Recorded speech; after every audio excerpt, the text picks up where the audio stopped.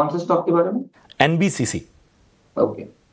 NBCC की अगर हम बात करें तो जिस तरह से चार्ट पैटर्न यहाँ पे देखने को हमें मिल रहा है, कहीं ना कहीं एक inverted head and shoulder pattern breakout और उसके बाद एक दिन का पॉज और आज वापस एक फॉलोअप बाइंग है। स्टॉक ने 50 दिन की मूविंग एवरेज को भी क्रॉस किया है। जैसे हमने डिस्कस किया, inverted head and shoulder pattern भी ब्रेकआउट है, तो लॉन्ग पोजीशन बन सकती है। इनको जो एक स्टॉप लॉस मेंटेन करना है एनबीसीसी में, उसका स्टॉप लॉस बन रहा है 82 का। तो जब तक नीचे में 82 का लेवल नहीं ब्रेक होता है, मेरे हिसाब से होल्ड रखना चाहिए। ऊपर में 95 तक जाने की गुंजाइश दिख रही है।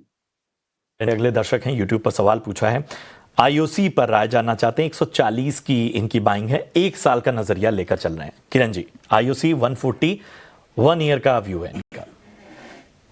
आईओसी की अगर हम बात करें तो जिस प्रकार से ओवरऑल चार्ट पैटर्न यहाँ पे देखने को हमें मिल रहा है, एक राउंडिंग बॉटम पैटर्न, साथ ही साथ स्टॉक ने अपने 50 दिन और 100 दिन की मूविंग एवरेज को क्रॉस किया है और 20 दिन की मूविंग एवरेज, 50 दिन की मूविंग एवरेज पे एक गोल्डन क्रॉस ओवर भी दे रहा है। तो कहीं ना कहीं बुलिश व्यू पॉइंट जरूर से यहाँ पे आईओबी में बन रहा है। मेरे हिसाब से करंट मार्केट प्राइस से अगर इनके पास है तो होल्ड रखना चाहिए। कोई भी गिरावट है 130 तक तो भी लॉन्ग रहना चाहिए। एक पोजिशनल स्टॉप लॉस 127 का मेंटेन कीजिए। अगर नीचे में 127 का लेवल ब्रेक नहीं होता है तो ऊपर में 145 150 तक जा सकता है स्टॉक। तो मेरे हिसाब से डेफिनेटली होल्ड रखना चाहिए। ठीक है, होल्ड करने की सलाह। परमात्मा गुप्ता एक हमारे दर्शक हैं और इन्होंने आईआरएफसी पे राय जाननी चाहिए। किरण जी, 240 के भाव से इन्होंने खरीदारी की हुई है। आईआरएफसी की अगर हम बात करें तो जिस प्रकार से रेलवे के काउंटर के अंदर एक प्रॉफिट बुकिंग आई है, अब इस प्रॉफिट बुकिंग के बाद हम देख रहे हैं कि नीचे से लेवल से रिकवरी एक्सपेक्टेड है। आईआरएफसी के अंदर एक इन्वर्टेड एंड शोल्डर पैटर्न का ब्रेकआउट 125 के आसपास है। स्टॉक अपने 50 दिन की मूविंग एवरेज के ऊपर भी आ चुका है। नेक्स्ट रेजिस्टेंस हम देख रहे हैं कि 140 के आसपास 100 डेज मूविंग एवरेज है। साथ ही साथ एक फॉलिंग ट्रेंड लाइन भी है। तो मेरे हिसाब से इनको होल्ड रखना चाहिए, लेकिन एक स्टॉप लॉस 127 का मेंटेन कीजिए।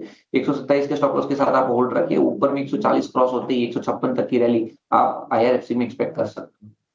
एक सवाल और ले लेते हैं। कार्तिकेय 55 की प्राइस पे और 5 साल का नजरिया चाहते हैं। किरण जी, एक्साइड इंडस्ट्रीज 455 की बाइंग।